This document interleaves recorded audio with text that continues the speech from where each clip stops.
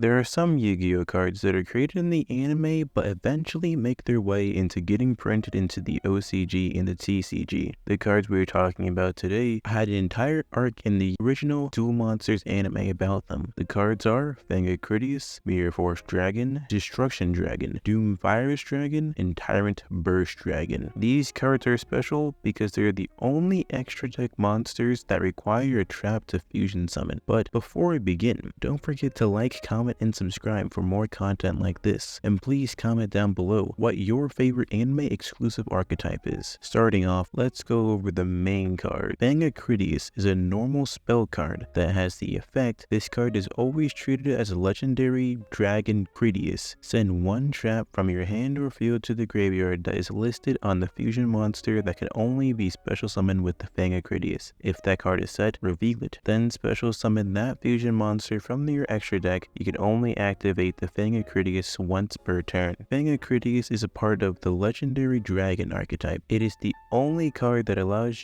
you to go into the 4 trap dragons, because all of the monsters state that they must be special summoned with Fang of Critias. The next card in the archetype is Mirror Force Dragon. It's a fusion monster that has 2800 attack and 1200 defense. It has the effect, must be special summoned with the Fang of Critias using Mirror Force. When a monster you control is targeted for attack or by an opponent's card effect, except during the damage step, you can destroy all cards your opponent controls. Mirror Force Dragon was mainly used by Yugi in the anime, and is seen in the final duel between Yugi and Kaiba versus Darts. The effect of Mirror Force Dragon is a more powerful version of Mirror Force. Instead of destroying all attack position monsters, it destroys all cards on the field. However, it is what Yu-Gi-Oh players call a noob bait, because just like Weather Report, if you don't complete its condition, it's basically a useless card. It has very little protection,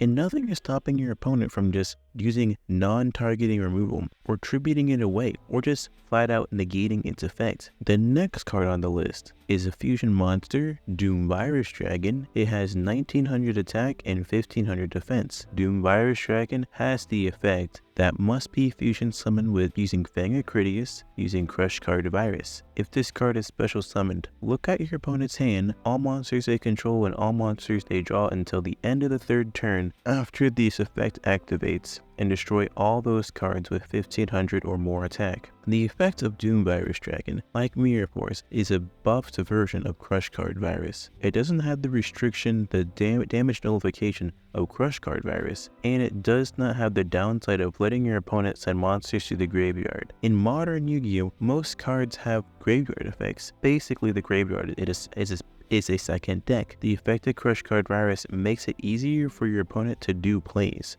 However, Doom Virus Dragon destroys all your opponent's monsters with 1500 more attack for 3 turns. This monster is mainly used by Seto Kaiba. The next card is the fusion monster Tyrant Burst Dragon. It has 2900 attack and 2500 defense. Its effect is must be fusion summoned with Fang of Critias using Tyrant Wing. This card can attack all your opponent's monsters once each. You can target one face-up monster you control, equip this monster to that target. It gains 400 attack and defense. Also, it can make 3 attacks during each battle phase. Out of all the Fang of Critias dragons, I would say Tyrant Wing is one of the worst ones, because the trap Tyrant Wings only works with dragons, and its effect is just okay, being able to attack all monsters. It's fine giving your boss monster a small attack boost, and 3 attacks is also fine, but if you're doing that already, you're probably going to win the game. The next card is Destruction Dragon. Destruction Dragon is a level 8 effect monster with 2000 attack and 3000 defense. Its effect is it must be special summoned with the Fang of Critias using Ring of Destruction.